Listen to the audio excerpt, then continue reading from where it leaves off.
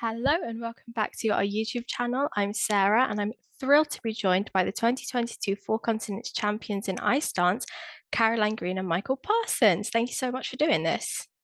Thank you Thank for having you. us.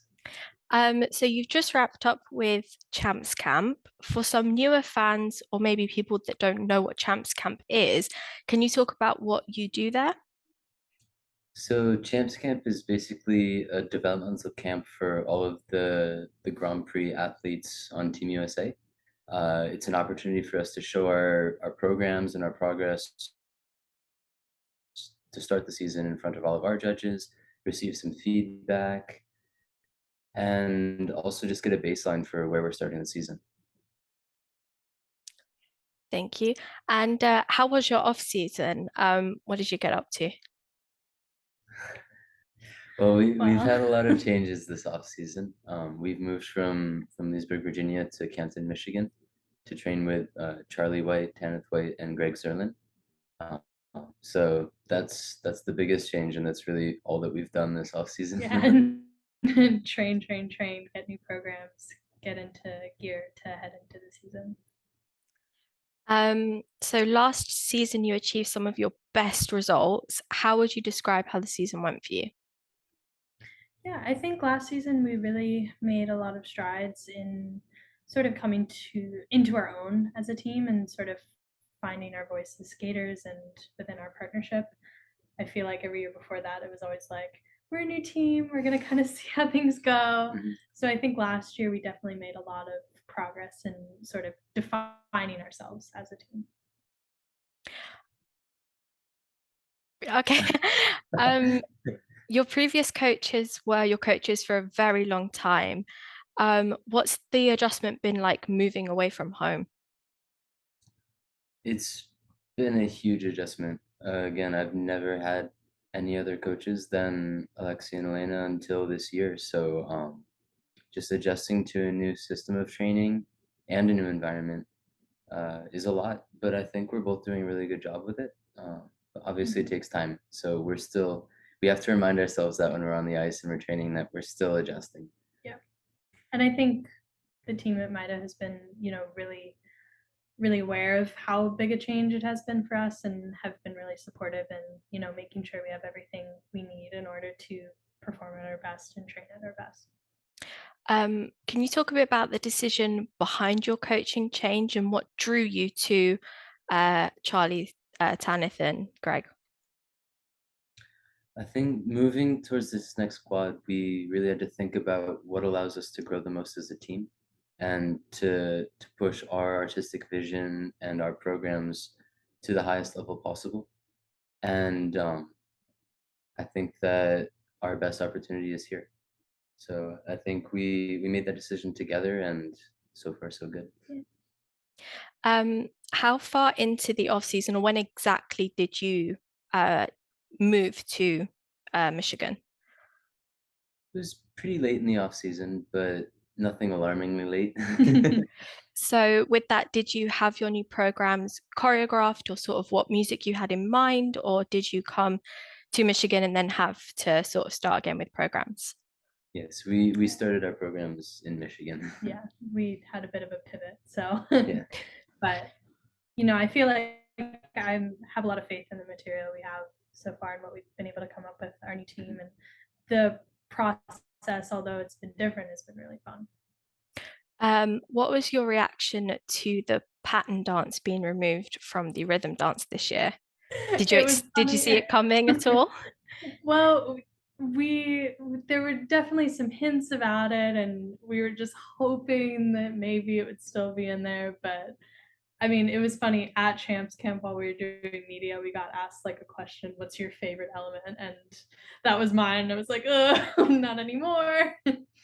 But no, I think we both definitely miss it a little bit, but you know, I think it's an interesting decision to make for the rhythm dance. Not necessarily a bad decision, yeah. not necessarily a good decision. I think we'll see this year.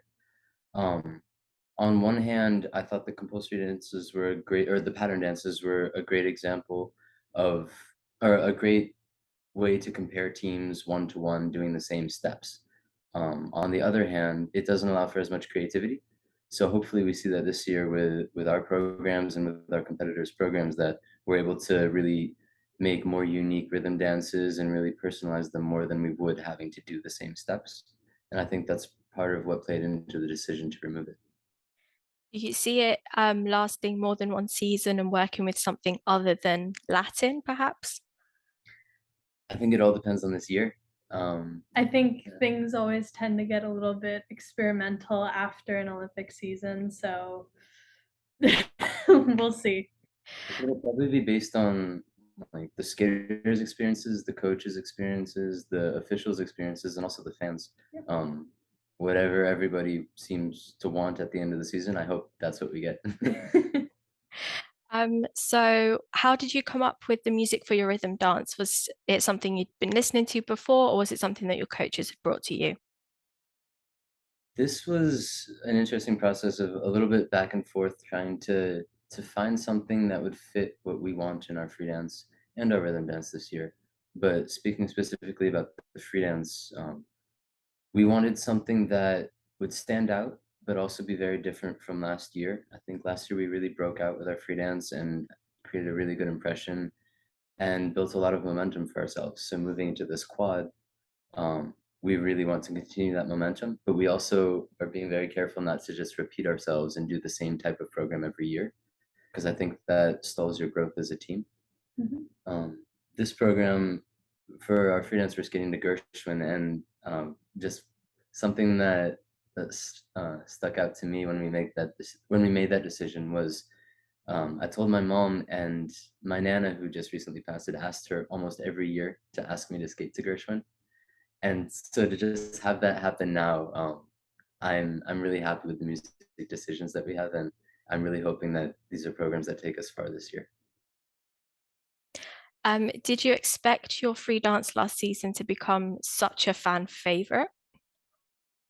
You know, I it's hard to say. I feel like after coming up with the program, we felt that it was special, and I think some of the times we performed it in front of smaller audiences, it was well received. But when anything comes from you and feels like a part of you, it's kind of scary to put it out there. You don't know how other people are going to react, but yeah, since the first competition, it was just like an overwhelming response. And I think just because it was very different from, what people traditionally view skating as, it was kind of a tangent to that. And I think it was a good way to set ourselves apart and kind of get noticed as a team.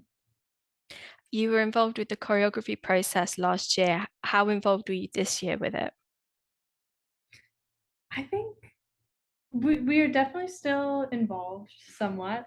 I think we're still trying to find the perfect balance of like how we work with our coaches on our choreography, and I think it's a good challenge working with someone new and just getting a whole slew of different perspectives and sort of a different eye looking at what we view as Mhm. artistically incredible. Yeah, But no, it's been really great, and we're still definitely involved in that process.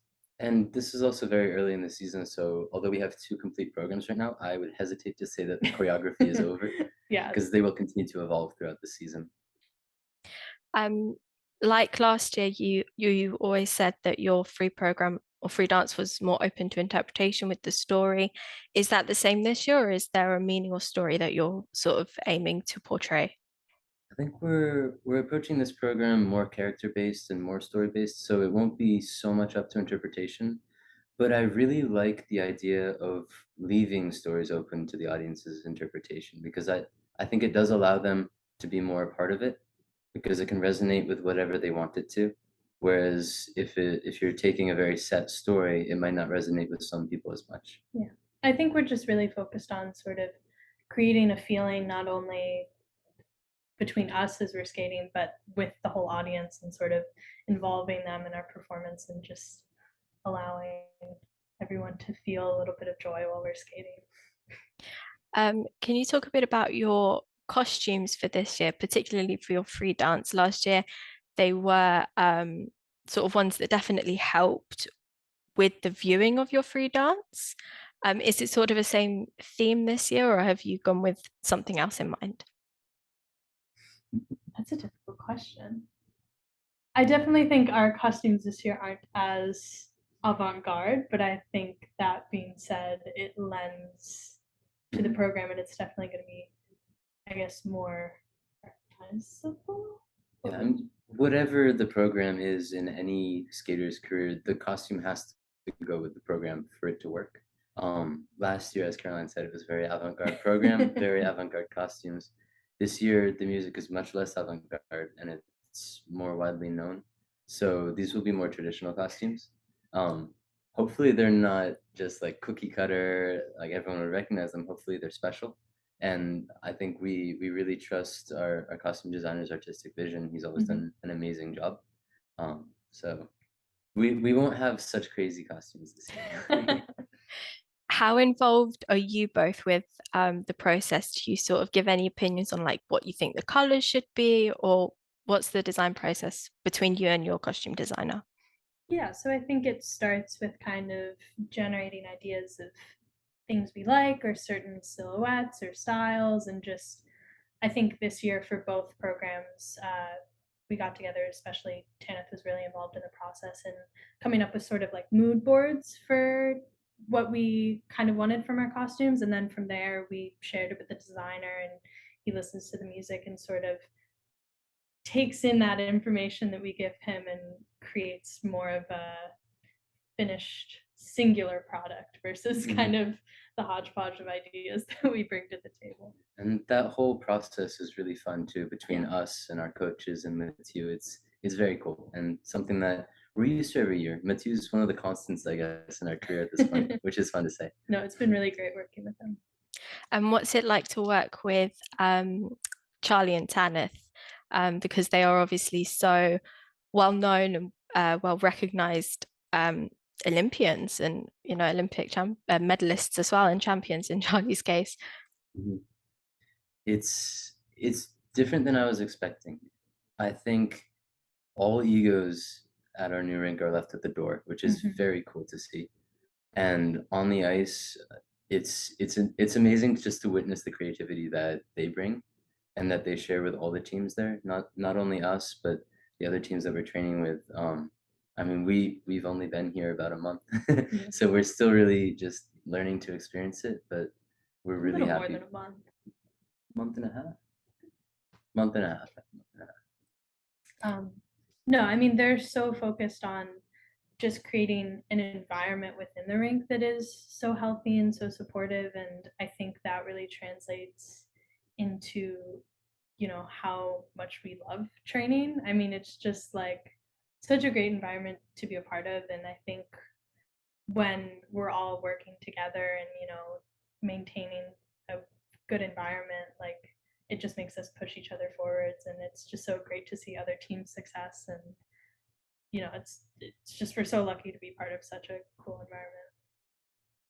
And with that, you're now training with a lot of your top competitors domestically. What's that sort of environment like? Again, I think it's a very good change. I think you will always train harder when you see the people around you pushing you. And I think we're definitely in an environment where that is happening and will happen. And I think it will only make all of us better as teams. Yeah, I think it's great to be around so many talented skaters. It's like you see them do one thing and you're like, oh my gosh, that's so cool. Like now I have to train even harder. But I think, we all really like training together, and it's been super great to, be reunited with some old friends and make some new ones. That's also one of the beauties of Champs Camp, which we just left, is you see all the top teams that you're competing against domestically at least. And you're like, wow, that's really good. I have to get to work. So when do you plan to start your season, and what competitions are you looking forward to? Yeah, so initially we were planning on debuting at Lombardia, and although we were really excited to do so, we just felt that, it's best to have a little more time with the material and just working some things out. And so in terms of when we'll be competing, we shall see. But we are scheduled to do Skate Canada and NHK Trophy, which I've always wanted to go to Japan, so I'm like super, super excited about that. But I think we're looking forward to 2 great Grand Prix assignments. What are your goals for this season? Gosh, wow. It's our goals are to build off of last season. We really established ourselves last season, and this year is a great opportunity to build on that. Moving forward, it's a more open field now after the Olympics, and we really have space to make a name for ourselves. And that's the whole reason we've moved here. The whole reason we're doing this is to make it to the very top, and we're doing everything we can to get there. So this year is year 1 of 4 on that journey. Yeah, I think we just really are looking forward to developing some of the qualities that I think we have within us, but that our last year's set of programs didn't necessarily showcase, like speed and just flow across the ice and our partnering ability and connection with each other. And I think that's something that we'll have a lot of fun developing over this next season. A lot of skaters after the Olympic season decide to try something completely different in a program. Did you ever think that sort of as a direction to go, or do you think your rhythm dance is a bit sort of like that? I think, well, within the rhythm dance, we definitely, I think I don't know if we've ever done Latin together. No. We haven't. So it's a new style for us, and I think one that we can do really well. So I think we're both excited about how that's going to go. Yeah. A focus that we've had as a team with our old coaches and also with our new coaches is to never repeat ourselves. Mhm. So every program that we've done, short or free, has been very different year on year over year over year. And that will definitely continue for us. I think that's the best way for us to grow as a team and to show different aspects of our skating. I think we're both very versatile skaters. So I think, you know, our goal as a team is just to showcase that. You're now entering your 4th season together.